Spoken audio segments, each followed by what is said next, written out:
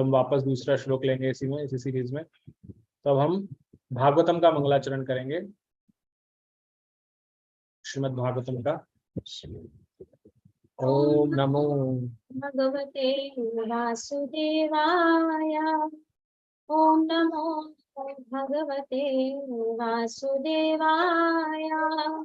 ओम नमो भगवते वासुदेवाय।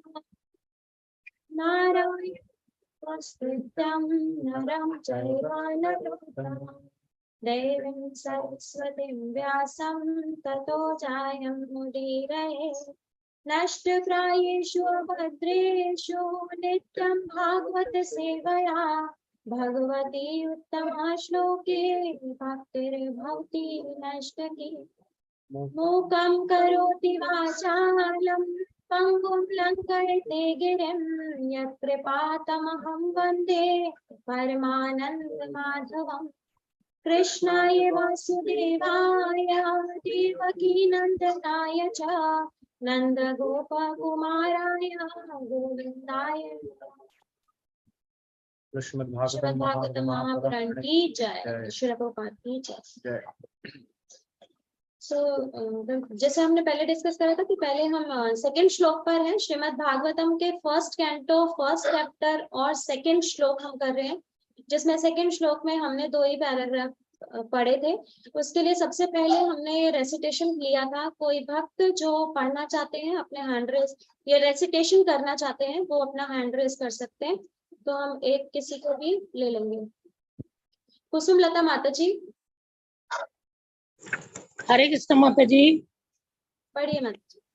धर्मे प्रोजित केतु अत्र परमो निर्मत्सराणाम सताम वेद्यो वास्तवम अत्र वस्तु शिवदान्तात्र्योन्मूलनम श्रीमद्भागवते महामुनि कृते किंवा परईश्वरः सद्यो हृदय रुद्यते अत्र पृथिवी शुश्रूषु तत्क्षणात्। थैंक यू माता जी। हरे कृष्ण। ये श्लोक श्रीमद् भागवतम की गुण दिखा रहा है, जो हमने कल चर्चा भी प्रारंभ की थी। इसका श्लोक पढ़ा था, हम इसके 2 पैराग्राफ पढ़ चुके हैं। हम यहाँ से इसको आगे पढ़ेंगे। तो जो भक्त पढ़ना चाहते हैं उनके हैंड रेज हैं, उनमें से ही एक को लेते हैं। वर्षा माता जी, वर्षा सक्सेना माता जी, आप पढ़ेंगे प्लीज। हरे कृष्णा माता जी। प्रभु जी दंडवत प्रणाम। वेदों में उपयुक्त चारों कर्मों की संस्तुति नियामक के रूप में की गई है, जिसमें इंद्रिय तृप्ति के लिए अनावश्यक स्पर्धा उत्पन्न ना हो। किंतु श्रीमद् भागवत इंद्रिय तृप्ति संबंधी इन सब कर्मों से परे है। यह नितांत दिव्य साहित्य है, जो उन्हीं शुद्ध भगवत भक्तों द्वारा समझा जा सकता है जो स्पर्धात्मक इंद्रिय तृप्ति से परे रहते हैं। इस भौतिक जगत में पशु तथा पशु, मनुष्य तथा मनुष्य, समाज तथा समाज और राष्ट्र तथा राष्ट्र के मध्य तीक्ष्ण स्पर्धा चल रही है। लेकिन भगवान के भक्त ऐसी स्पर्धा से बहुत ऊपर रहते हैं। वे भौतिकतावादी व्यक्ति से स्पर्धा नहीं करते, क्योंकि वे भगवत धाम वापस जाने के मार्ग पर होते हैं, जहाँ जीवन शाश्वत तथा आनंदमय होता है। ऐसे अध्यात्मवादी देश रहित और शुद्ध हृदय वाले होते हैं। भौतिक जगत के प्रति व्यक्ति दूसरे व्यक्ति से ईर्ष्या करता है। हरे कृष्ण प्रभु जी। किसी और से कह दीजिए मेरे गले।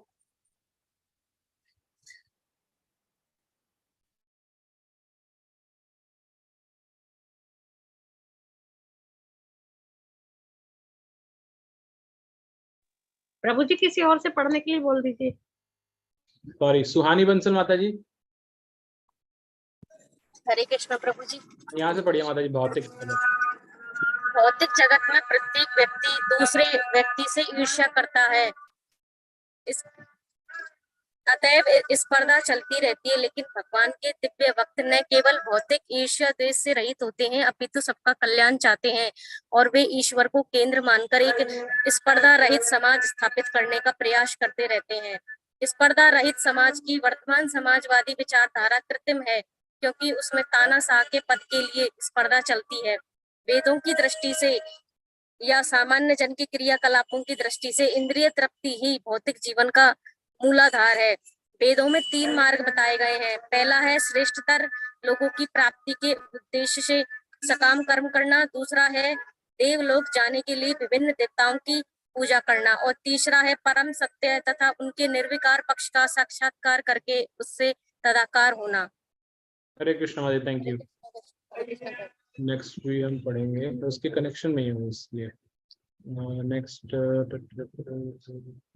नंदनी माता जी आप पढ़िएगा। हरे कृष्णा प्रभु जी। कहाँ से प्रभु जी? माता जी यहाँ किंतु से। किंतु परम सत्य का निराकार पक्ष ही सर्वोत्कृष्ट नहीं है, इससे भी बढ़कर परमात्मा स्वरूप है और इसके भी ऊपर है। परम सत्य या भगवान का साकार रूप।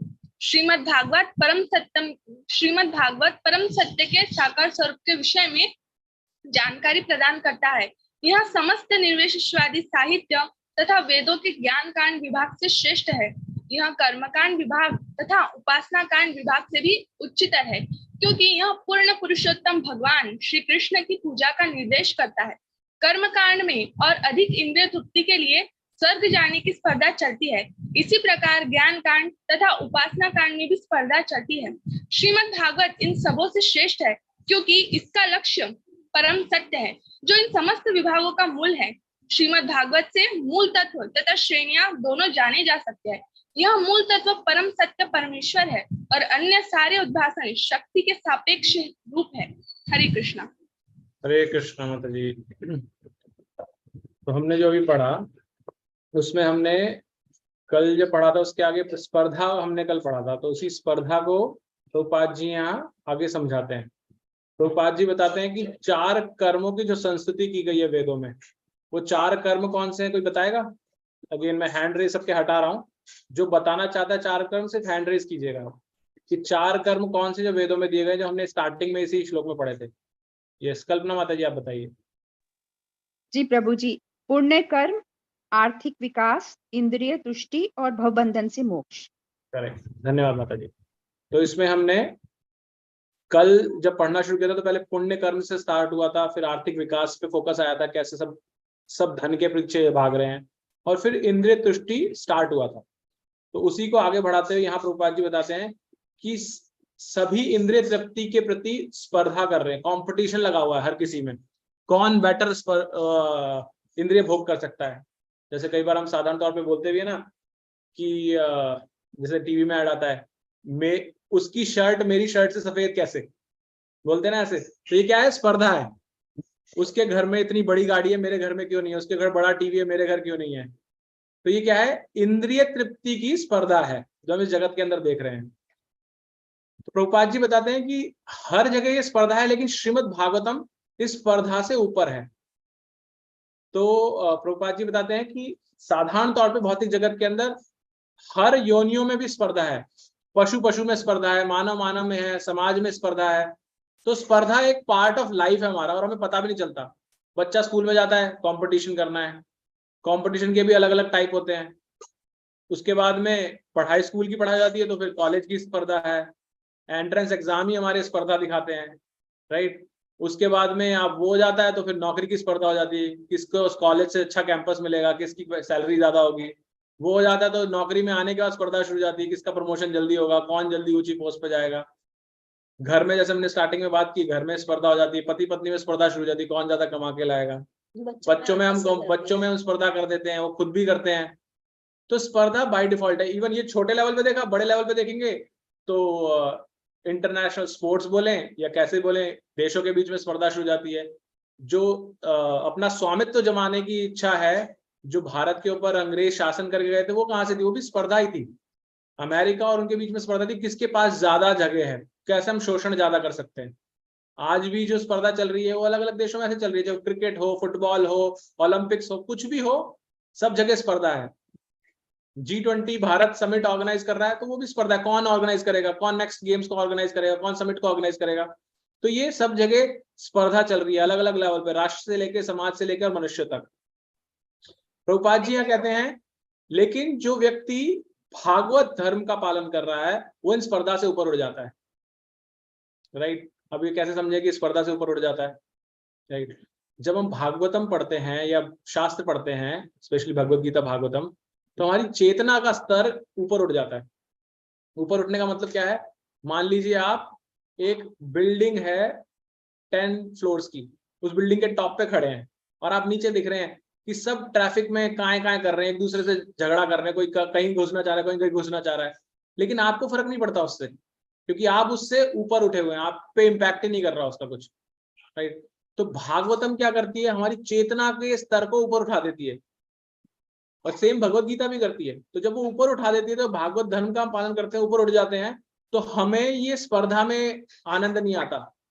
भगवत गीता में भगवान बताते हैं परम दृष्टवा निवर्तते, हमें क्योंकि हायर टेस्ट मिल जाता है इसलिए लोअर टेस्ट में आनंद नहीं आता, राइट। मान लीजिए आप कोई व्यक्ति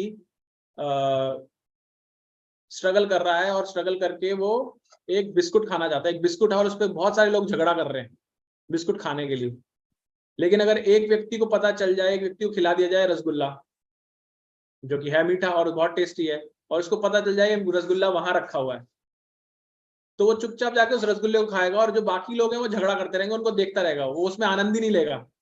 मुझे उसको खाना है बिस्किट को, क्यों नहीं लेगा? क्योंकि उसको पता है मेरे को हायर चीज कहाँ रखी है, मुझे वो खानी है, वो बढ़ेगा ही नहीं, छोटे टेस्ट से दूर रहेगा वो। तो ये हम यहाँ देखते हैं, इसमें अब प्रभुपाद जी समझाते हैं, करना है। उसके बाद प्रभुपाद जी बताते हैं कि जो भागवत धर्म का पालन कर रहा है वो सिर्फ स्पर्धा से बाहर नहीं होता, और सिर्फ वो अपने पे फोकस नहीं करता। ये भी मैं कुछ समय पहले ही प्रभु जी से बात कर रहा था कि भक्त का गुण है सर्व कल्याण, वो सबका कल्याण चाहता है कि कैसे मैं बाकी जगत में जो लोग हैं उनका कैसे कल्याण करूं। और वो कल्याण सिर्फ ऐसे नहीं कि वो धर्मार्थ करना चाहता है, इसलिए वो हर किसी में भगवान के साथ, भगवान हर किसी का भगवान के साथ संबंध जानता है कि सब भगवान के अंश हैं। ममैवांशो जीवलोके जीवभूत सनातन, भगवान बताते हैं कि सब मेरे अंश हैं, तो वो जानता है कि सब भगवान के ही अंश हैं। तो भगवान को सेंटर में रख करके उन लोगों को कल्याण का भाव रखता है। प्रभुपाद जी ये भी बताते हैं कि जो इस जगत में साधारण तौर पे लोग रहते हैं, वो बताते तो है कि हम कंपटीशन के बिना वाले समाज का निर्माण करना चाह रहे हैं, लेकिन वो सिर्फ दिखावा है, उसको प्रभुपाद जी बोलते हैं कृत्रिम है ये। क्योंकि जो कुछ भी इस जगत में हम कार्यकलाप करते हैं, जो कुछ भी करते हैं, उसका फाउंडेशन क्या है? कोई बता सकता है आप में से? जो भी कुछ हम इस जगत के अंदर करते हैं, आप हैंड रेज कीजिए बस, उसका फाउंडेशन क्या है जो भी हम कुछ कर रहे हैं?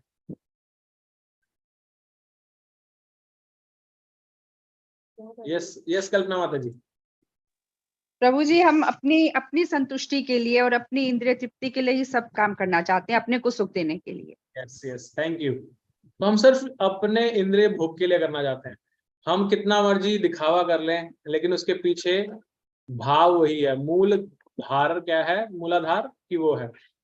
उसके बाद यहाँ प्रभुपाद जी बताते हैं कि वेदों में 3 मार्ग बताए गए हैं। 3 मार्ग, कौन कौन से 3 मार्ग बताए गए थे? आप अपना हैंड रेज की जो बता सकता है 3 में से, अगर एक भी मार्ग बता सकते हैं आप जो हमने पढ़ा था, हैंड रेज जस्ट।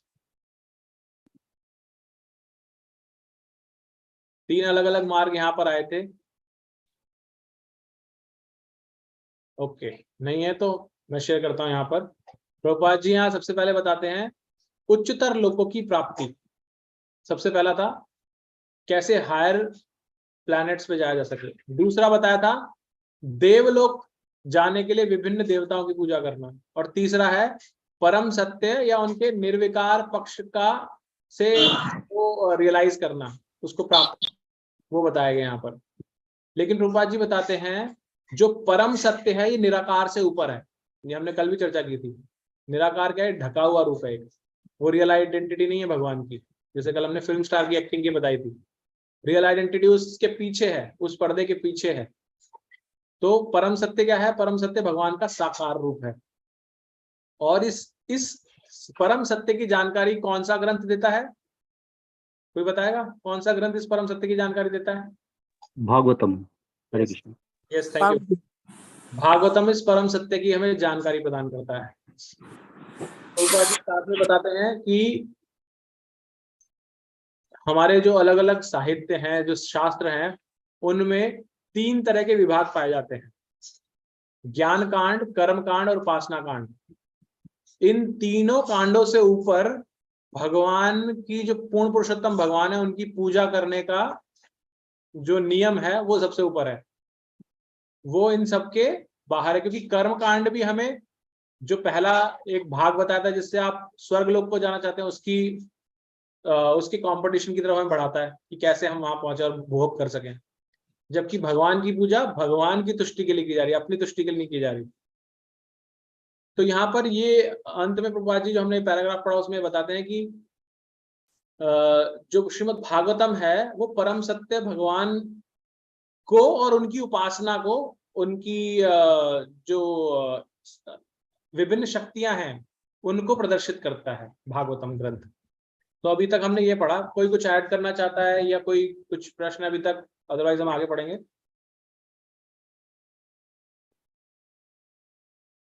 ओके, तो आगे बढ़ते हैं। नेक्स्ट आप हैंड रेज कर सकते हैं दोबारा से।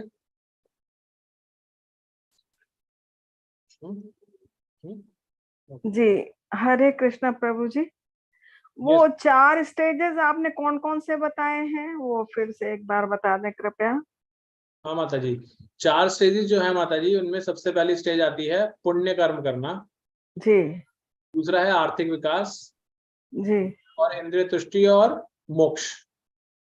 जी जी, धन्यवाद प्रभु जी। अर्थ काम मोक्ष जो बोलते हैं ना, वही। जी, धर्म अर्थ, तो ये चारों चीज वही हुई, धर्म अर्थ काम मोक्ष। हाँ, यही चारों है ना जो बताया मैंने अभी, वही है। फिर धर्म, ये जो धर्म के मूल विषय बताए गए हैं, तो उस धर्म के अंदर ये चारों चीजें आती हैं कि लोग अधिकांशतः लोग इन्हीं चारों के प्रति धर्म का पालन करते हैं। जी, तो मैंने इसका पर्यायवाची हुआ पुण्य कर्म, आर्थिक विकास। उनका उद्देश्य माता जी, उस धर्म का पालन क्यों किया जा रहा है। जी, धन्यवाद प्रभु जी। ओके, नेक्स्ट शिल्पा माता जी, शिल्पा हिसारे माता जी। हरे कृष्णा प्रभु जी। हरे कृष्णा। माता जी शेयर करता हूँ स्क्रीन, यहाँ से पढ़िए माता जी। बस कुछ मूल तत्व से अलग कुछ नहीं है, किंतु साथ ही सारी शक्तियां मूल तत्व से पृथक है। यह विचारधारा विरोध मूलक नहीं है। श्रीमद् भागवत वेदांत सूत्र के इस एक तथा थोड़ा धीरे पढ़िए प्लीज। श्रीमद् भागवत वेदांत सूत्र के इस एक तथा अनेक युगपत दर्शन मेधा भेदवाद के स्पष्ट रूप से घोषित करता है, जो जन्माद्यस्य सूत्र से प्रारंभ होता है। यह ज्ञान की भगवान की शक्ति भगवान के साथ एक तथा उनसे भिन्न भी है। उन मनोधर्मियों पर कराची चपत है जो इस शक्ति को परमेश्वर के रूप में स्थापित करना चाहते हैं। जब यह ज्ञान वास्तविक रूप से समक्ष में आ जाता है तो अद्वैतवाद तथा द्वैतवाद की धारणा अपूर्ण लगने लगती है। इस दिव्य चेतना का विकास, जो एक ही समय में एक तथा भिन्न की विचारधारा पर दीक्षित हो जाने से तीनों प्रकार के कष्टों से तुरंत ही मुक्ति का मार्ग प्रशस्त हो जाता है। ये 3 प्रकार के कष्ट है: मन तथा शरीर से उत्पन्न दुख, अन्य जीवों द्वारा पहुंचाए गए दुख तथा प्राकृतिक विपदाओं से उत्पन्न दुख जिन पर किसी का वश नहीं होता है। श्रीमद् भागवत का शुभारंभ परम पुरुष के प्रति भक्त के आत्मसमर्पण से होता है। भल भात। हरे कृष्णा माता जी। हाँ, सो यहाँ से नेक्स्ट कोई और पढ़ेगा, मे बी पता है प्रभु जी।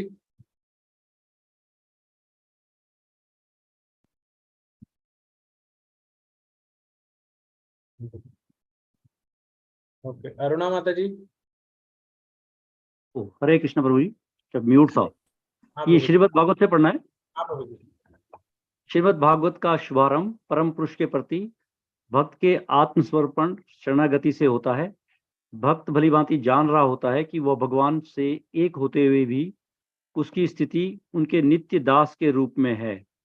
भौतिक विचारधारा के अनुसार मनुष्य झूठे ही अपने को अपने आसपास की सब चीजों का स्वामी मानता है, इसलिए वह जीवन में 3 प्रकार के संतापों से पीड़ित रहता है। किंतु ज्यों ही उसे नित्य दास रूप में अपनी इस वास्तविक स्थिति का पता चल जाता है तो वह तुरंत इन सभी कष्टों से मुक्त हो जाता है।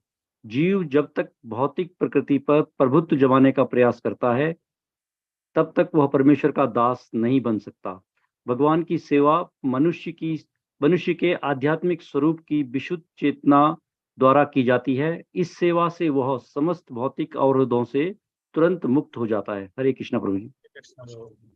ओके, तो यहाँ पर प्रभुपाद जी ने जो भागवतम का एक गुण बताया गया था कि ये त्रय त्रय मूल, क्या था एक शब्द यहाँ पर आया था श्लोक के अंदर, त्रय ताप तापत्रयो उन्मूलनम, ये शब्द आया था श्लोक के अंदर। जो त्रय ताप है उसका उन्मूलन करती है भागवतम, ये यहाँ पर आया था।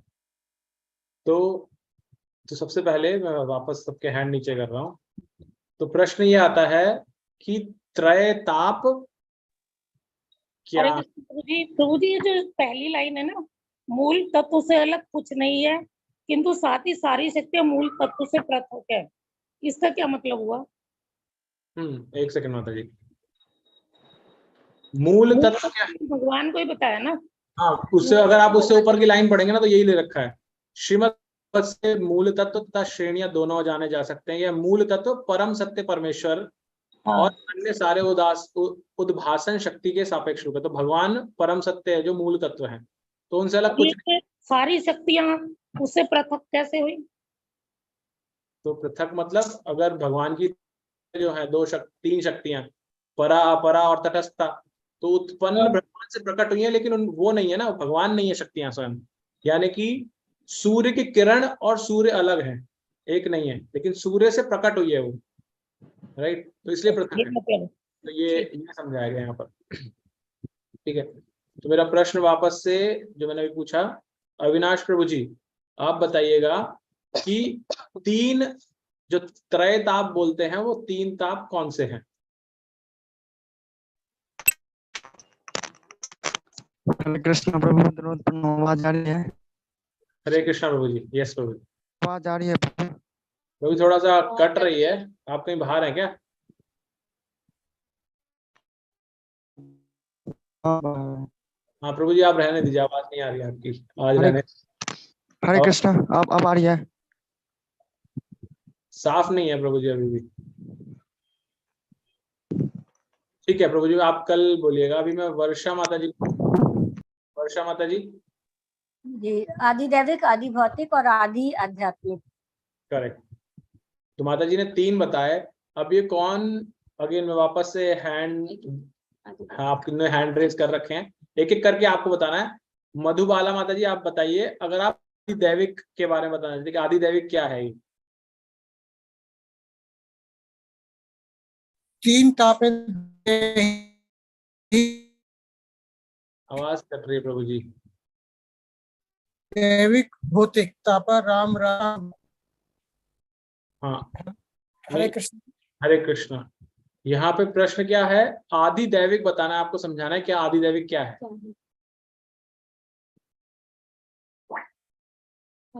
ओके, कालीचरण प्रभु जी आप बताइए। प्रभु जी, देवताओं द्वारा दिया गया कुछ ताप, कष्ट, तकलीफ, दुख। इसके कुछ एग्जांपल्स प्रभु जी? अभी तो नहीं है।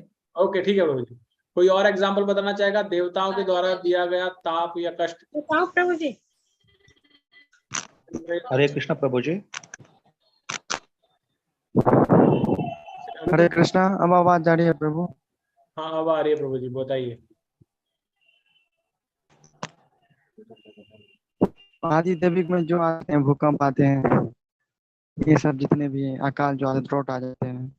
करेक्ट। तो धन्यवाद। वो आदि दैविक जो आज की तारीख में हम देख रहे हैं ना, समाज जो जगत में दिख रहे हैं हमें, बाढ़ आना, कोरोना बीमारी आई, साइक्लोन आना, टेम्परेचर बहुत ज्यादा बढ़ जाना, भूकंप आना, ये सब क्या है? आदि दैविक। जैसे हमने पहले एग्जांपल भी लिया था, आप लोगों ने वो मूवी देखी है ना, ओ माय गॉड, जिसमें बोला गया था एक्ट ऑफ गॉड। तो एक्ट ऑफ गॉड क्या है? वो आदि दैविक है, कि वो कोई भी उसको कंट्रोल नहीं कर सकता, वो किसी की आउट ऑफ कंट्रोल है कंप्लीटली। तो आदि दैविक कष्ट है।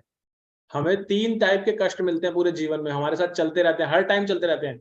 जब भी कोई कष्ट आएगा वो इन तीनों में से किसी एक श्रेणी में आएगा ही आएगा, जिसमें से एक की हमने अभी बात की, आदि दैविक की, राइट। तो नेक्स्ट की हम चर्चा करते हैं इसके बाद में। आदि दैविक के बाद आता है आदि भौतिक। तो जो भक्त आप में से आदि भौतिक के बारे में बताना चाहते हैं वो अपना हैंड रेज करें। मैंने सबके हटा दिया वापस से। ओके, हैंड रेज अभी मुझे 2 ही दिखे हैं, और अगर कोई हैंड रेज कर रहा है तो ठीक है, नहीं तो फिर हम कुसुमलता माता जी को बताते हैं। माता जी आप बताइए। हरे कृष्ण प्रभु जी। प्रभु जी, आदि भौतिक ताप वो होते हैं जो दूसरे जीवों के द्वारा हमें दिए जाते हैं। जैसे कि दूसरे लोग हमें मतलब कष्ट देते हैं, तंग करते हैं, या जैसे सांप ने काट लिया या किसी जानवर ने मार दिया, मतलब इस तरह के जो कष्ट होते हैं। कभी जैसे ततैया काट लेता है, कभी सांप काट लेता है, ये सब आदि भौतिक है। थैंक यू माता जी। तो ये माता जी ने बताया आदि भौतिक। पहला कष्ट था आदि दैविक। मच्छर का काटना भी आदि भौतिक ही है, मच्छर का काटना भी वही है जो यूजुअली काटता है। जो आपके अलावा दूसरा जीव आपको कष्ट पहुंचा रहा है, वो मच्छर से लेकर आपका बेटा, बहू, दामाद, कोई भी हो सकता है, राइट। इवन जैसे अभी आज के अखबार में था वो ट्रेन के अंदर गोली चला दी, राइट। तो वो क्या है, वो भी आदि भौतिक ही है। उसका एक्सट्रीम बहुत ज्यादा है लेकिन आदि भौतिक है। और आदि भौतिक में भी आपको जरूरी नहीं है कि वो शरीर का ही कष्ट हो, वो मानसिक कष्ट भी हो सकता है कि कोई आपको इतना टॉर्चर कर रहा है, आपको बहुत परेशान करता है, ऑफिस में आपको बहुत परेशान करता है, तो कष्ट आपको कोई दे रहा है, हैरास कर रहा है। बहू सास ससुर को तंग कर रही है, सास ससुर बहू को तंग कर रहे हैं, मेंटली, फिजिकली कुछ नहीं हो रहा लेकिन मेंटली परेशान है। तो ये क्या है, ये सब आदि भौतिक कष्ट है। अगेन मैं एग्जांपल ले रहा हूँ यहाँ पर क्योंकि सब हम घर वाले हैं सब, इसलिए। बट बहुत तरह के हो सकते हैं आदि भौतिक कष्ट। तो एक जीव दूसरे जीव को जो कष्ट पहुंचा रहा है, और वो जीव जरूरी नहीं है इंसान ही हो, जानवर भी हो सकता है, पशु भी हो सकता है, पक्षी भी हो सकता है, कीड़ा भी हो सकता है। इवन फॉर दैट मैटर जो कोरोना बीमारी है उसको भी कई बार हम आदि भौतिक कष्ट में रख सकते हैं, क्योंकि वो चमगादड़ से आई थी, जीव से आई थी, राइट। तो उसने रिवाइव, लेकिन वो आउट ऑफ कंट्रोल हो गई। वहां पर वो आदि दैविक का पार्ट आ गया था उसके अंदर, कि इनिशिएशन कहीं से हुआ लेकिन वो बन गई। तो ये हमने देखा आदि दैविक और आदि भौतिक, 2 तरह के कष्ट। लेकिन अभी भी एक तरह का कष्ट बच गया जो हमारे साथ आता है, हमारे जीवन में होता है। उसके बारे में आप सब में से जो बताना चाहता है वो हैंड रेज कर सकता है। और मैं अभी अनुपम चंपकलता माता जी आपको इनवाइट करता हूँ। बताइए तीसरा कौन सा कष्ट है? जो हम अपने मस्तिष्क में अपने आप ही ले लेते हैं कष्ट, किसी तरह से भी, मतलब कुछ सोच रहे हैं और वो अपने मन के मुताबिक नहीं हुआ, तो हम अपने आप ही अपना सोचते सोचते कष्ट बढ़ा लेते हैं। ये काम नहीं हुआ मेरा और मैंने अपने आप ही ले लिया कष्ट। नाम क्या है? मानसिक कष्ट। धन्यवाद। तो आपने अभी एक पार्ट बताया आदि दैविक, हमने पहले चर्चा की, जो दूसरे जो एक्ट ऑफ गॉड जिसे बोलते हैं। दूसरा आदि भौतिक जो दूसरा जीवन में दे रहा है। तीसरा है आध्यात्मिक। आध्यात्मिक में भी 2 पार्ट होते हैं। एक पार्ट माता जी ने कवर किया अभी, इसको बोलते हैं मानसिक, जो मेंटली हमारे अंदर किसी ने कुछ किया नहीं है हमें, लेकिन हम ही उधेड़ बुन में लगे हुए हैं, घूमे जा रहे हैं, कुछ चले जा रहा है। और एक जिसको बोलते हैं ना राई का पहाड़ बनाना, तो हमारे माइंड ने अपने आप से इतना बड़ा बना दिया उसको। जैसे हम कभी कभी कहते हैं अरे क्या होगा राइट, इसके बाद क्या होगा, इसके बाद क्या होगा, ऐसे करते। ठीक है, तो वो है मानसिक। अभी आध्यात्मिक का एक और पार्ट है जो अभी कवर नहीं हुआ, वो कोई और बताना चाहेगा? किरण तिवारी माता जी। हरे कृष्णा प्रभु। यस माता जी, हरे कृष्ण। आदि दैहिक में तो प्रभु मेरे विचार से शारीरिक कष्ट। नहीं, आदि दैविक तो हो गया, दैविक नहीं, दैहिक। दैहिक, ओके। आध्यात्मिक जिसे बोलते हैं उसमें दैहिक और मानसी होता है। जो आपने बताया वो दैहिक बताया, शरीर में कोई व्याधि, कोई कष्ट, कोई परेशानी, वो भी हमारे इसमें आएंगे। करेक्ट। एग्जांपल्स कुछ माता जी? अब जैसे कभी कभी कोई लाइलाज बीमारी से ग्रसित हो जाते हैं लोग, तो वो लोग मानसिक रूप से भी परेशान हो जाते हैं, शारीरिक रूप से भी कष्ट में रहते हैं, और ये भगवान का दिया हुआ झेलना पड़ता है लोगों को। राइट, थैंक यू माता जी। तो आध्यात्मिक में जो मानसिक एक पार्ट है, इसमें हम सिर्फ मेंटली सोचते हैं, और एक होता है देही, मतलब शरीर पे कष्ट होना। और वो जरूरी नहीं है कि बहुत लाइलाज बीमारी ही वो है। आप नॉर्मल हैं और अचानक से आपके हाथ में दर्द होना शुरू हो गया, बहुत दर्द हो रहा है, किसी के पैर में दर्द हो रहा है, किसी के गले में ठंड लग जाती है, गले में दर्द होता है, बहुत ज्यादा चुभन होती है, बोला नहीं जाता, ये फीवर होना, ये कुछ भी क्या है, ये सारी चीजें ये आध्यात्मिक अपने आप से शरीर में कष्ट आ रहे हैं, राइट। जैसे आयुर्वेद बताती है वात पित्त कफ बिगड़ने से कुछ कुछ हो जाते हैं हमारे शरीर में, तो ये क्या है, ये सब शारीरिक कष्ट हैं। तो ये चारों चीजें मिलाकर के एक्चुअल में 3 है, आध्यात्मिक, आदि भौतिक और आदि दैविक। ये तीनों कष्ट हमारे साथ हमेशा लगे रहते हैं, हमेशा आते जाते रहते हैं, कभी बंद नहीं होते, ये हमेशा चलते रहते हैं। तो आप किसी भी अगर कष्ट को देखेंगे आपके जीवन में, या आपने किसी को भी आस पड़ोस में देखेंगे उसके कोई कष्ट आ रहा है कोई, तो वो कष्ट इन्हीं 3 चीजों की श्रेणी में आएगा। और ये भगवान के द्वारा दिए गए 3 कष्ट हैं। और ये 3 कष्ट को जो देता है उसकी अधिष्ठाता देवी बनाई गई हैं दुर्गा देवी।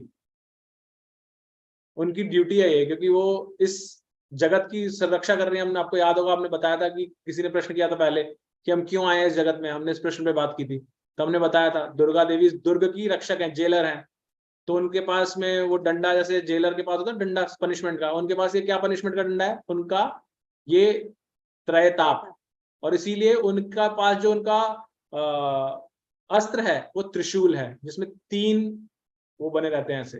वो त्रिशूल इन तीनों कष्टों को दर्शाता है, त्रयतापों को दर्शाता है, कि आपके जीवन में ये त्रयताप आते रहेंगे जब तक आप सुधरेंगे नहीं, अर्थात जब तक आप भगवान की भक्ति स्वीकार नहीं करेंगे, जब तक आप ये सरेंडर स्वीकार नहीं करेंगे, जो यहाँ पे प्रभुपाद जी हमें बताते हैं।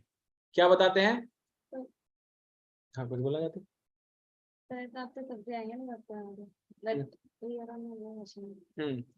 तो यहाँ पर बताया गया, प्रभुपाद जी बता रहे हैं इसमें, कि जब हम आत्मसमर्पण कर देते हैं, जब हम शरणागति में आ जाते हैं, जो कि श्रीमद् भागवतम हमें सिखाती है कैसे हम भगवान को आत्मसमर्पण कर सकते हैं। तो जब हम सरेंडर कर देते हैं तो वो त्रयताप असर करना बंद कर देते हैं, राइट। जैसे सरेंडर के बहुत एग्जाम्पल हमने देखे हैं, राइट। हमारे शास्त्रों में बहुत एग्जाम्पल मिलते हैं। मैं वापस से हैंड हटा रहा हूं, जो लोग बताना चाहते हैं हमारे शास्त्रों में समर्पण हमने कहाँ देखा है, कोई एग्जाम्पल बताना चाहेंगे आप हैंड रेज कर सकते हैं, जहां पे व्यक्ति बहुत कष्ट में है लेकिन उसने सरेंडर किया भगवान को और उसके कष्ट हर लिए गए भगवान के द्वारा। Hand raise please. Okay, Shiva माता जी आप बताइए। द्रौपदी, राइट। तो द्रौपदी पहले कष्ट में थी, अब अगर उसके कष्ट देखें, अगर हम त्रयताप में से कौन सा कष्ट था उसके साथ? पीयूष प्रभु जी आप बताइए। हरे कृष्णा। पीयूष प्रभु जी आप हैंड रेज किए थे, अगर आप बताना चाहते हैं तो। ओके, देवीला प्रभु आप बताइए। आदि भौतिक, राइट। तो उसको दूसरे जीवों के द्वारा कष्ट मिल रहा था और वो खुद से लगी हुई थी अपनी कोशिश करने, बचाने के लिए अपने आप को, राइट। वो कोशिश कर रही थी कि मैं ही सब कुछ कर सकती हूँ, क्योंकि उसमें क्या भाव था? अहंकार विमूढ़ आत्मा कर्तामिति मन्यते। जो भगवत गीता में भगवान बताते हैं कि हर जीव ही सोचता है अपने अहंकार के वश मूर्ख होकर के कि मैं ही सब कुछ कर सकता हूँ, मैं कर लूंगा, या मेरे इस शरीर से जुड़ी हुई बाकी चीजें जो है, मेरे पति मुझे बचा लेंगे। लेकिन कोई किसी काम नहीं आया। अंत में जब उसने शरणागत ग्रहण की भगवान की, तो त्रयताप का कष्ट हर लिया गया उसका, राइट। पहले इंटरमिटेंटली उसका शारीरिक जो हो रहा था वो हटा गया, और उसका मानसिक भी धीरे धीरे भगवान की शरणागत होने की वजह से हरा गया। इसका मतलब कहीं भी ये नहीं कि हम अपने एफर्ट्स ना करें। हाँ, एफर्ट्स तो ऑब्वियसली हैं ही पहले, बट ये एफर्ट्स क्या हैं? एफर्ट्स ऐसे कर्म हैं, स्वामी की तरह नहीं। We are the servant of Lord. भगवान जो चाहेंगे वही होगा, लेकिन मुझे अपने कर्म करने, इस भाव से करना, राइट। तो ये हमने देखा शरणागति से। उसके बाद हम देखते हैं, प्रभुपाद जी बताते हैं, जब हम अपनी एग्जैक्ट पोजीशन को जान लेते हैं शरणागति के बाद, तभी हम इन त्रयतापों से बाहर निकल सकते हैं। और वो हमारी पोजीशन क्या है? कौन आप में से बताएगा कि हमारी एक्चुअल पोजीशन क्या है? यस, नंदनी माता जी। नित्य दास। यस, हम भगवान के नित्य दास हैं। ये पोजीशन हमें बहुत क्लियर होनी चाहिए। हमें ये नहीं सोचना चाहिए कि हम स्वामी हैं, क्योंकि स्वामी होने से वो कष्ट बढ़ेंगे, घटेंगे नहीं, राइट। और कष्टों का निवारण करने के लिए जो पीस फॉर्मूला फॉर्म बताते हैं भगवत गीता का, जिसमें हम ये एक्सेप्ट करते हैं कि परम भोक्ता परम स्वामी सिर्फ भगवान कृष्ण है और हम दास हैं, जिस श्लोक का अर्थ है भोक्ताराम यज्ञ तपसाम सर्वलोक महेश्वरम। भगवान उस श्लोक में बताते हैं जो ये इसको एक्सेप्ट कर लेता है वही शांति से रह सकता है, उसको ही त्रय तापों से मुक्ति मिलती है, अदरवाइज वो स्ट्रगल करता रहेगा व्यक्ति। और इस तरह से करने से ही हम भगवान की प्रॉपर सेवा कर सकते हैं। यहाँ पे प्रभुपाद जी लाइन बताते हैं, भगवान की सेवा मनुष्य के आध्यात्मिक स्वरूप की विशुद्ध चेतना द्वारा की जा सकती है। तो जब हम अपनी एक्चुअल आइडेंटिटी को स्वीकार कर लेंगे उसके बाद ही हम भगवान की और भगवान के द्वारा प्रकृति बनाई गई इस प्रकृति की अच्छे से सेवा कर सकते हैं, इवन प्रकृति की फॉर दैट मैटर। आप नॉर्मल ऐसे सोचें कि अरे ये जगत बहुत अच्छा है, इस जगत मतलब हम बहुत हनन कर रहे हैं, शोषण कर रहे हैं इस जगत का, नेचर का, माँ प्रकृति का बहुत शोषण कर रहे हैं, ये एक भाव क्योंकि हम इतना शोषण कर लिया उसके बाद सोच रहे हैं। लेकिन अगर हम पहले ही स्वीकार कर ले कि हम भगवान के दास हैं और भगवान के दास हैं इसलिए हम भगवान के द्वारा बनाए हुए बाकी जीवों के भी दास हैं, क्योंकि भगवान तो उन सब में वास करते हैं। तो जब हम उनके भी दास हैं तो हमें उनको भी सर्व करना है, उनकी भी सेवा करनी है। तो चाहे वो प्रकृति हो, एक छोटी चींटी क्यों ना हो, हम उनके प्रति वो दासत्व का भाव रखेंगे, उनका एज ए एक्सेप्टेंस स्वीकार करेंगे, अपना स्वामित्व भाव को त्याग देंगे। और जब ऐसा होता है तब हम इन त्रय तापों की पीड़ा द्वारा दूर हो जाते हैं इससे। कोई कुछ ऐड करना चाहता है अभी तक, या कोई प्रश्न किसी का? हरे कृष्णा प्रभु जी। यस प्रभु जी, हरे कृष्णा। एक्चुअली 2-3 सवाल है। पहला तो त्रैताप जो बोला है आपने, आदि दैविक, आदि भौतिक और तीसरा शायद आध्यात्मिक ना? यस प्रभु जी, यस। तो आध्यात्मिक मतलब स्पिरिचुअल हो जाता है ना? स्पिरिचुअल मतलब वो ताप कैसे हो जाएगा स्पिरिचुअल? मतलब कुछ दूसरा वर्ड है उसके लिए कि आध्यात्मिक ही है अपना? हम लोग जो अध्यात्म बोलते हैं, आध्यात्मिक आदमी है। अध्यात्म होता है स्वयं, मतलब खोज करना। अध्यात्म मतलब उससे होता है। स्पिरिचुअल जो होता है वो भी वहीं से शुरू हुआ, आत्मा से हुआ ना। तो अपने से कष्ट आने को भी आध्यात्मिक कष्ट बताया गया है, आध्यात्मिक ताप, त्रय। अच्छा, और ये आदि आदि शब्द का भी कुछ है? मतलब आदि क्यों वर्ड यूज किया हुआ? खाली दैविक या फिर भौतिक ऐसा यूज नहीं किया? आदि से कुछ है?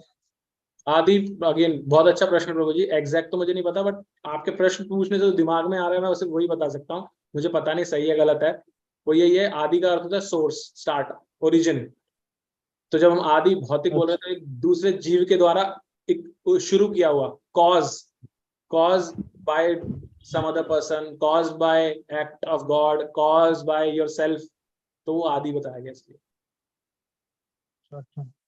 और अभी आपने आखिरी में जो बोला था कि सब में भगवान का अंश होता है तो किसी को कष्ट देना नहीं है, सेवा करना चाहिए। तो जैसे अभी माता जी बता रहे थे कि मच्छर से भी अगर अपने को कष्ट होता है तो भी आदि भौतिक में आएगा। तो मच्छर को मारना ये क्या है? मतलब ये त्रैता, वो उसको त्रैताप देना हो जाएगा कि मतलब बस मेरा सेल्फ डिफेंस में उसको मारना हो जाएगा कि मारना ही नहीं है उसको? क्या चीज है प्रभु जी? अगेन यही क्वेश्चन प्रभु जी हमारा भी होता है एक्चुअली।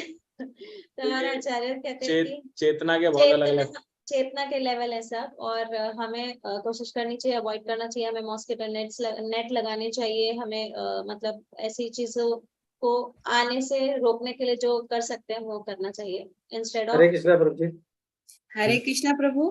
यस। किसी भी एनिमी, शत्रु को मारना कोई पाप नहीं है।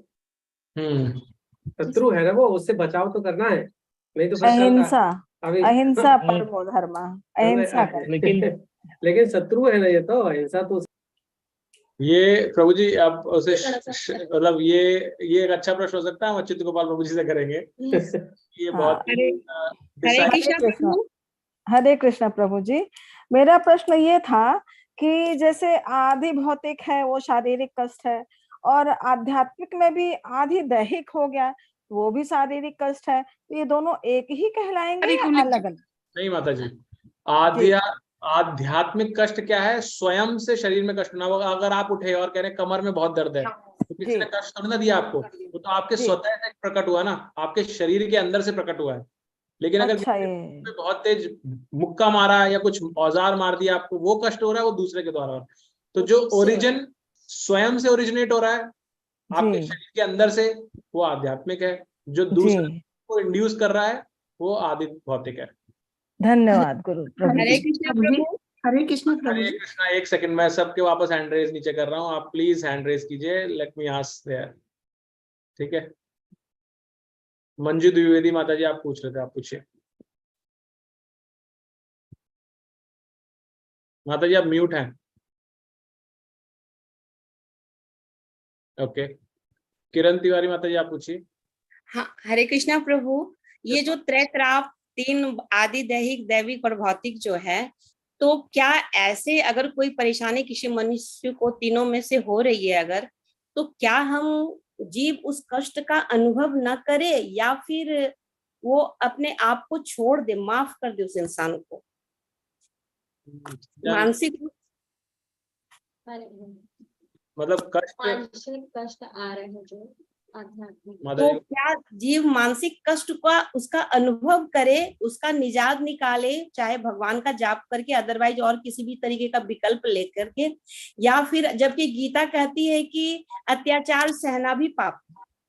तो यहाँ पे अत्याचार की परिभाषा नहीं दी जा रही माता जी, ये जनरल आपको बताया जा रहा है कि त्रय ताप क्या है, राइट। त्रय ताप में आप पे जो कोई कुछ कर रहा है वो आदि भौतिक की श्रेणी में आएगा, बट आदि भौतिक का अर्थ वो अगेन, क्योंकि बहुत बहुत विस्तृत परिभाषा हो जाएगी ना उसकी, तो क्योंकि कई आप पे अत्याचार हो रहा है, आपका शोषण हो रहा है, वो एक अलग डेफिनेशन है।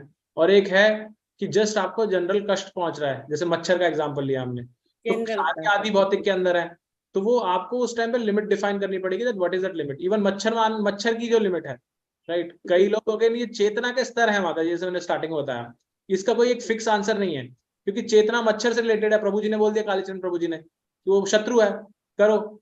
और एक चेतना का स्तर क्या होता है बीच में इसके, जब हम एक पूर्ण चेतना होती है, जैसे हमारे अच्युत गोपाल प्रभु जी आते हैं, वो कभी ऐसे मच्छर को मारते नहीं है, लेकिन वो क्या करते हैं, वो कहीं पर भी जाते हैं, इवन यहाँ पर भी आते हैं, कहीं भी जाते हैं, वो अपने साथ अपना मॉस्किटो नेट का वो लेके घूमते हैं, टेंट सा, तो सोते हैं तो भी उसी के अंदर सोते हैं वो, क्योंकि उन्हें कुछ कष्ट नहीं पहुंचाना जीव को, दूसरे जीव को, क्योंकि पता है वो भी तो इस जगत में रहने के लिए बने हैं, ऐसे थोड़ी ना उनके अलग अलग जगह बनेगी, वो भी इस जगत में जीने के लिए बने हैं।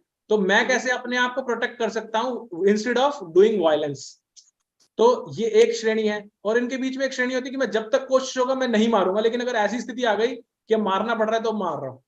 तो चेतना बहुत अलग अलग है इनके बीच में, तो हम ऐसे डिफाइन नहीं कर सकते। सिमिलरली शोषण जब बोलते हैं तो शोषण भी बहुत ही वैरायटी ऑफ रेंज हो सकती है, वो बहुत ही सब्जेक्टिवली केस बाय केस उसको समझ करके then you have one has to act. ऐसे जनरलाइज आंसर नहीं हो सकता उसका। हरे कृष्णा प्रभु जी। यस प्रभु जी, हरे कृष्णा। हमारे यहाँ तो हर 15 दिन में नगर पालिका की तरफ से मच्छर मारो अभियान चलाया जाता है जोर से। हाँ प्रभु जी, तो ये भी नहीं करना चाहिए। समाज ही ऐसा है ना प्रभु जी, इसका कुछ कर नहीं सकते। अभी तो बड़ा बात की हमने, प्रतिस्पर्धा है, कैसे मुझे शरीर को और आनंद मिले। यस मंजू माता जी। हाँ प्रभु जी, मैं ये जानना चाहती थी, मालूम नहीं है, एक रामायण में भी एक चौपाई है, दैहिक भौतिक तापा राम राजनी काउ व्यापार, ये सेमी है दोनों क्या प्रभु जी मीनिंग?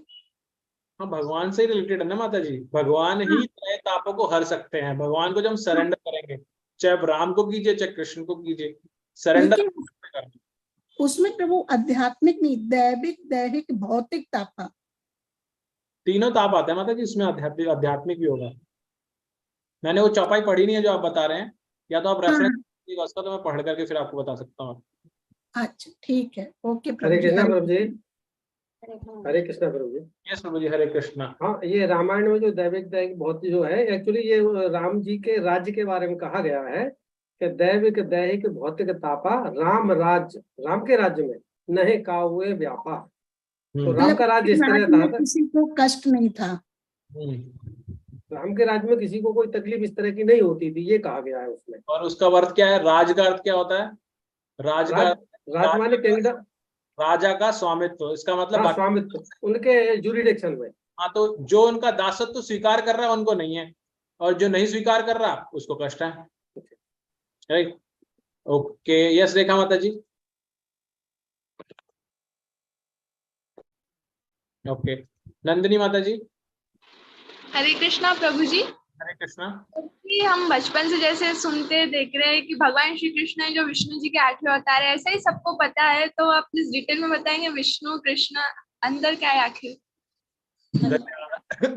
माता जी अभी हमारे जब नेक्स्ट चैप्टर में जाएंगे ना तो ये आएगा बहुत डिटेल में, तो हम वहां पे पढ़ेंगे इसको।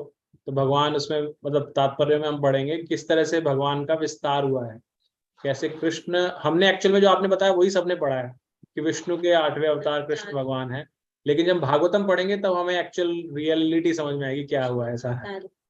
कृष्ण को बताया गया कृष्ण अवतारी है, अवतार नहीं है कृष्ण। स्वयं आते हैं वो जो मतलब लीला कर, जैसे कि मैं इसको कैसे बताऊं मैं, मान लीजिए प्रधानमंत्री हैं, प्रधानमंत्री की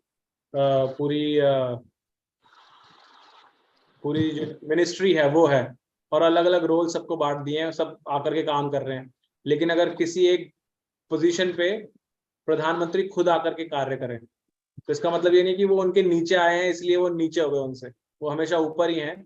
लेकिन इसका जो डिटेल वृतांत है वो जब हम पढ़ेंगे ना, श्लोक पे आएंगे तब समझ में आएगा। हम किसी को बताते हैं ना प्रभु जी, तो वैसे हमें देखता है कि जैसे हम क्या ही बोल रहे हैं। इसको शास्त्र का रेफरेंस लेके बताएंगे ना तो ज्यादा बेटर रहेगा, ऐसे बताने से फायदा नहीं। पहले अपनी अंडरस्टैंडिंग जब क्लियर हो जाती है ना माता जी, हमें खुद को डाउट होता है इसलिए हम दूसरे को भी क्लियर नहीं कर पाते। जब तक हमें डाउट रहता है तो हम दूसरे को एक्सप्लेन नहीं कर सकते, इसलिए अपने डाउट जितने भी हैं वो क्लियर होना जरूरी है। इसमें बहुत लोगों के, जो कि जब इनिशियली हम लोग आते हैं जुड़ते हैं तब हम सुनते हैं कि कृष्णा इज द सुप्रीम, अभी तक हमने सुना है भाई कृष्णा तो अवतार है 10 अवतारों में। तो ऐसे जब हम ऐसे सुनते हैं करते हैं तो हमारे दिमाग चलता है। तो बेटर है कि हम पूरा शास्त्र अध्ययन करके उसको समझ के उसके बाद कोई अगर कहता है तो उसको समझाने का, शास्त्रों का बताने का कि कहाँ पर है ऐसा, तब बेटर रहता है। ऑथेंटिसिटी लगती है, ऐसे ऑथेंटिक लगता है। हरे कृष्णा प्रभु जी। हाँ प्रभु जी एक सेकंड रुकिएगा, और भक्त भी हैं उनके हैंड रेज है, एक बार पहले उनको ले लेता हूँ फिर आपका देखते हैं। एंड अदरवाइज जैसे मैंने आपको सभी को बताया, आप प्रश्न ग्रुप पे डालिए, वो सब इकट्ठे होकर के हम उन सब प्रश्नों का एक साथ उत्तर लेंगे, या कई बार ऐसा भी होगा अगर समय हुआ तो मैं ऑडियो पे रिकॉर्ड करके भी ग्रुप पे डाल सकता हूँ। लेकिन आप एटलीस्ट प्रश्न को, जिज्ञासाओं को दबाइए मत, आप शेयर कीजिए ग्रुप में, ठीक है। किरण माता जी हरे कृष्णा। ओके हरे कृष्णा प्रभु, मैं तो आपसे जान ली थी जानकर। अच्छा हो गया था आपका, ठीक है माता जी, थैंक यू। सुहानी माता जी। हरे कृष्ण प्रभु जी। हरे कृष्ण प्रभु जी, मेरा जर्नल क्वेश्चन है। मैं ये जर्नल क्वेश्चन ये पूछना चाह रही हूँ कि मुझे पता है कि भगवान एक ही है, श्री कृष्ण है। तो मैं जैसे दूसरों को ये समझाती हूँ कि जब हम रूट में पानी दे रहे हैं तो हमें पत्तों तक जाने की जरूरत क्या है। तो मुझे ये कहा जाता है कि है ना, मैं दूसरे और जो है उनका डिसरेस्पेक्ट करती हूँ। तो क्या मैं डिसरेस्पेक्ट करती हूँ क्या सच में? नहीं माता जी, अगर आप सिर्फ ये सेंटेंस बोल रहे हैं कि जड़ में पानी देने से सभी को जल मिल जाता है, तो दूसरों को तो ये तो भागवतम का ही श्लोक है। आप चाहिए तो आप भागवतम में सर्च भी कर सकते हैं, नहीं मिलता तो आप मुझे बताइए, मैं आपको ढूंढ के दे दूंगा। भागवतम में ही श्लोक आता है ये, ऐसा नहीं कि आप अपने आप से बना के बोल रहे हैं इसलिए डिसरेस्पेक्ट है। तो आप तो शास्त्र को कोट कर रहे हैं। दूसरी चीज, इससे ये भावना नहीं होनी चाहिए कि हम किसी की डिसरेस्पेक्ट कर रहे हैं कि सिर्फ कृष्ण है और कोई एग्जिस्ट ही नहीं करता। सब एग्जिस्ट करते हैं लेकिन कृष्ण सुप्रीम है, तो हमें रेस्पेक्ट बाकी देवी देवताओं की भी करनी है। हम सर्वोपरि कृष्ण भगवान को ही मानते हैं क्योंकि वो ही हैं, और उन्हीं की पूजा उपासना करते हैं, बाकी सबकी रेस्पेक्ट करते हैं। राइट, ठीक है प्रभु जी। हरे कृष्णा। हरे कृष्णा। नेक्स्ट हरे कृष्णा। हरे कृष्णा। यस प्रभु जी, मेरे को इस चीज के लिए अगर एक चीज जैसे ऐड करना चाहूंगी कि सबसे पहले हम अपने आप को श्योर करें, 100% हम अपने लिए पहले श्योर हुए, उसको नॉलेज गेन करें अच्छे से डिटेल में, मतलब पहले अपने घर में ही बताएं, rather than बाहर जाके हम पहले किसी को प्रीच कर रहे हैं। अपने बच्चों को बताएं, अपने जो घर में बड़े हैं उनको बताएं। हमें जब बोलना आ जाएगा, जैसे हम क्लास में बोले कुछ डिस्कशन करें, जब हमें बोलना आ जाए तब हम किसी थर्ड पर्सन को जाके अगर हम करते हैं तो फिर वो थोड़ा ढंग से आ पाएगा। नहीं तो वो तो नेचुरली पता है कि वो क्वेश्चन करेंगे, हमें जवाब नहीं मिलेगा, फिर हम भी कंफ्यूज हो जाएंगे, क्या सही बोल रहे हैं हमने सही पढ़ा है। तो पहले हमें अपने पढ़ के अपनी नॉलेज पे पूरा विश्वास करना पड़ेगा कि जो हमने पढ़ा है वो सही है सारा। जैसे अभी अगर एग्जांपल लिया जाए ना कि एक टीचर जब क्लास में पढ़ाने जाते हैं ना, तो she should be confident enough उसको सारी नॉलेज होनी चाहिए, वो कॉन्फिडेंट होना चाहिए कि जो वो बोल रही है वो शास्त्र से बोल रही है। माता जी ने यही चीज बोली कि आप पहले स्टडी करके पूरा परिपक्व हो जाओ, मतलब आपको सब पता है, अगर कोई क्वेश्चन करता है तो आप उसको आंसर दे सकते हैं, उसको ऐसे ब्लैंक नहीं छोड़ सकते। तो सामने वाले के ऊपर क्या इम्पैक्ट पड़ता है ना, इसका एक नेगेटिव इम्पैक्ट भी आता है कि उस वो आप पर हावी हो जाएंगे, क्वेश्चन पे क्वेश्चन आएंगे। और इसका मतलब कहीं भी ये नहीं है कि आप सटल वे में भी प्रीच ना करें, थोड़ा थोड़ा एसेंस देने की कोशिश करें, किसी डिबेट में ना पड़े, मतलब अपने को सुपीरियर दिखाने की कोशिश ना करें कि जो आप बता रहे बस वही है और दूसरे सब बेकार है। ऐसे नहीं करना चाहिए हमें। जब हम इनिशियल स्टेज पर होते हैं तो हमें सबकी सुननी चाहिए और सब चीजों को लेते हुए जो भी अपनी चीजें हैं, अगर सामने वाला is not ready at all to listen, मतलब कोई सुनना ही नहीं चाहता और ऑपोजिशन पे एकदम इस मूड से बैठा है कि आपकी बात को गिराना ही है, तो वहां डिस्कशन हमें क्लोज कर देनी चाहिए। ऐसे हमारे आचार्य मतलब हमारे गुरु बोलते हैं ऐसे हमें पूर्णतः शास्त्रोक्त करना चाहिए, शास्त्र के आधार पे बात करनी चाहिए। सिर्फ मुझे ऐसा लगता है इसलिए ऐसा नहीं बोलना चाहिए कि मेरा लगाव कृष्ण के साथ है इसलिए मैं कृष्ण के प्रति कर रहा हूँ, या मैं इस्कॉन से जुड़ा हूँ इसलिए बोल रहा हूँ। शास्त्र क्या कहते हैं, शास्त्रों की बात करनी चाहिए हमें। तो फिर हम दो अलग अलग बातें नहीं करेंगे। और ऐसा हो सकता है कि किसी और संप्रदाय का व्यक्ति अपनी फॉलोइंग थिंकिंग हो, वहां अलग से कुछ बताया जा रहा है, वो उसको फॉलो कर रहे हैं।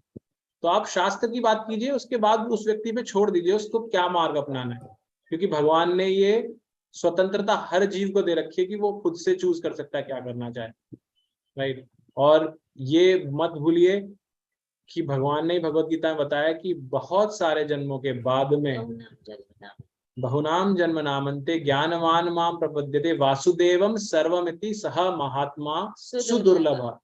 ऐसा व्यक्ति जो ये जान पाएगा बहुत करोड़ों जन्मों के बाद में कि वासुदेव यानी कि कृष्ण ही, वासुदेवम सर्वमिति, कृष्ण ही सब कुछ है, ऐसा व्यक्ति पाना बहुत ही दुर्लभ है, राइट। तो मतलब हम उस दुर्लभ की बाहर वाली कैटेगरी में आते हैं कि एटलीस्ट हम उनके बारे में जानने की कोशिश कर, लेकिन हमारा भी इतना दृढ़ विश्वास नहीं हुआ अभी कि सिर्फ वासुदेव कृष्ण ही है, हम भी अभी भटक रहे हैं इधर उधर, है ना, पूरी तरह से सरेंडर नहीं है। तो वो स्टेज, तो आप किसी को समझा रहे हैं समझाइए, शास्त्र का बताइए, रेफरेंस दीजिए, भगवत गीता का रेफरेंस दीजिए, भागवतम का रेफरेंस दीजिए और उनको दिखाइए। तो सब आजकल ई बुक है, सब अवेलेबल है, आप उनसे खोल के बताइए, देखिए यहाँ क्या लिखा हुआ है। तो उससे आपकी बात भी स्ट्रांग होगी। आप अपने आप से कुछ नहीं बता रहे, आप शास्त्र के आधार पर बता रहे हैं, राइट। हरे कृष्ण प्रभु जी, मेरा एक प्रश्न ये था कि जैसे व्यास जी भी गुरु हैं, सुखमणि जी भी हैं, राम भी हैं, कृष्ण भी हैं, ये सभी एक कृष्ण जी के ही अवतार हैं। ये समय समय पर आए हैं और कई बार तो जैसे द्वापर युग में व्यास जी, सुखमणि जी और वो सब एक ही समय पे आए, द्रोण और भीष्म पितामह, तो ये सब भगवान के अवतार तो एक ही समय पे कैसे आए? पहली चीज तो माता जी द्रोणाचार्य भगवान के अवतार कहीं हाँ, मतलब भगवान, द्रोण, सॉरी गलत हो गया, द्रोण नाम है, पर जैसे व्यास जी हैं, सुखमणि जी हैं, तो और कृष्ण जी भी हैं उस समय, अर्जुन भी हैं, तो ये सब एक साथ समय पे, जबकि भगवान के ही अवतार, भगवान तो एक होना चाहिए, तो फिर ये सब एक साथ एक समय पे कैसे हैं? माता जी सब चीजों की उत्पत्ति भगवान से हुई है जी। भगवान ने बताया कि सारे मेरे ही अंश हैं, यही तो है ना, महांशो जीव लोके जीव होते सनातना। धरती पर सूर्य लोक में बैठा है, सूर्य लोक है वहां पर, है ना, लेकिन धरती पे एक साथ ही सारी किरणें आती हैं, करेक्ट। लेकिन अगर किसी ने पर्दा लगा रखा अपने कमरे का तो उसके कमरे में नहीं आएगी, बट इसका मतलब ये तो नहीं कि सूर्य की किरणें आई नहीं है ना। तो भगवान, ये भगवान की इच्छा है, भगवान असंख्य अवतार भी ले सकते हैं और वो अवतारों की पावर अलग अलग होती है, पोटेंशियल, से दवाइयों का असर अलग अलग होता है ना। बुखार पैरासिटामोल 100 mg भी हो सकती है, 500 mg भी हो सकती है और 1000 mg की भी हो सकती है, तो उसका असर अलग अलग करेगा। तो इसलिए भगवान जो ये अवतार लेते हैं उनकी डिफ्रेंसिएशन है, ये भी हम पढ़ेंगे आगे, जब हम अध्याय पढ़ेंगे उसमें आएगा शक्त्यावेश अवतार क्या होता है, अंश अवतार क्या होता है, युग अवतार क्या होता है, सब आएगा, तो उसमें हमें ज्यादा बेटर समझ में आएगा, ठीक है। अच्छा, हाँ, क्योंकि अलग अलग समय पे अलग अलग राम रूप में आए। Yes, okay. जस्ट एक लास्ट प्रश्न, अभिनव प्रभु जी। हरे कृष्णा प्रभु जी। हरे कृष्णा प्रभु जी, मैंने ग्रुप में भी अपना क्वेश्चन पोस्ट किया था। मेरा क्वेश्चन ये है कि जैसे भागवतम और भगवान में अंतर नहीं है कोई भी, तो जैसे हमको भगवत गीता में कोई इंपॉर्टेंट लाइन लगती है तो अंडरलाइन कर देते हैं, हाईलाइट कर देते हैं, तो ऐसे मतलब कुछ भक्त लोग तो भागवतम में कर देते हैं हाईलाइट, कुछ भक्त लोग नहीं करते हैं उनका, तो हमको क्या आपके हिसाब से? मैंने प्रभु जी अभी बताया था ना आपको, चेतना भाव भाव क्या है आपका। लेकिन हमारे जो शिक्षा गुरु हैं हिज ग्रेस प्राण वाले प्रभु जी, वो बताते हैं कि तत्व को प्रधानता देनी चाहिए। तत्व क्या है? तत्व है भागवतम भगवान का ग्रंथ अवतार है, साहित्यिक अवतार है। ग्रंथ का उद्देश्य क्या है? उसकी आरती करना नहीं है, उसको पढ़ना है, उसका अध्ययन करना है, उस पर चिंतन करना है।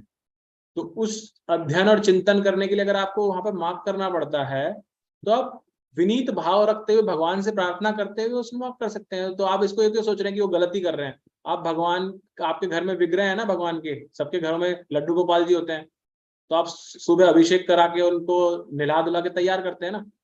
तो आप ये क्यों नहीं मान सकते कि आप वो भगवान के साहित्यिक अवतार को तैयार कर रहे हैं? जब आप उसको अंडरलाइन कर रहे हैं तो भगवान को डेकोरेशन कर रहे हैं भगवान की। ये भी तो हो सकता है भाव कि उसमें जो इंपॉर्टेंस है उसको आप हाईलाइट कर रहे हैं। जैसे भगवान की आप बिंदी लगाते हैं तो क्या होता है, वो हाईलाइट हो जाती है भगवान की, वहां पे नजर जाती है सबकी। तो ऐसे वो हाईलाइट कर रहे हैं, इसका मतलब भगवान के अंदर उन इंपॉर्टेंट पार्ट्स को आप हाईलाइट कर रहे हैं। तो उसको नेगेटिवली मत सोचिए, राइट? ठीक है प्रभु, थैंक यू। ऐसे तो यही होता है कि हम जो भी हमें पॉइंट्स मिले वो हम नोट्स बनाएं तो वो ज्यादा बेटर है। ओके, तो और भी किसी के प्रश्न है तो आप ग्रुप पे डालिए please, will take all of them together. तो आज की कक्षा हम समाप्त करते हैं। हरे कृष्ण महामंत्र वैष्णव प्रणाम मंत्र बोल करके, हरे कृष्णा कृष्णा कृष्णा हरे हरे, हरे राम राम राम हरे हरे। वंचा कल्पतरुभ्यश्च कृपा सिन्धुभ्येव च पतितानां पावनेभ्यो वैष्णवेभ्यो नमो नमः। अनंत कोटि वैष्णव वृंद की जय। श्रील प्रभुपाद, जय श्री राधा। हरे कृष्ण। तो